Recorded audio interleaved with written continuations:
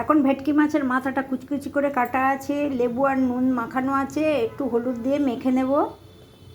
কড়াই তেল গরম হয়ে গেছে, ভেটকি মাছের মাথাটা ভেজে নেব। মাথাটা এক পিঠ হয়ে গেছে, উল্টে দেবো।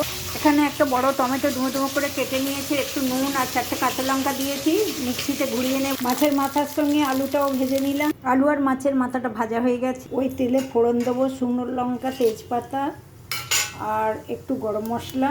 একটা বড় পেঁয়াজ মিক্সিতে বাটা ছিল, আদা রসুনটা একসঙ্গে বাটা ছিল, দিয়েছি 1 চামচ। পেঁয়াজটা একটু ব্রাউন হতো, টমেটো বাটাটা দিয়ে দিলাম। এতে দিলাম একটু নুন, হলুদ, কাশ্মীরি লঙ্কার গুঁড়ো আর একটু ধনে জিরো 1 চামচ করে দিয়ে দিলাম। মিক্সি ধোয়া জলটাও দেব।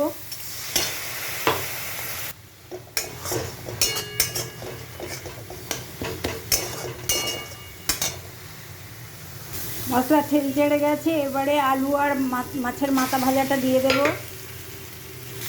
এবারে 1 মিনিট নেড়ে ছেড়ে জল ঢেলে দেবো, একটু গরম জলই দেবো, দিলে বেশিক্ষণ লাগবে না, হয়ে যাবে।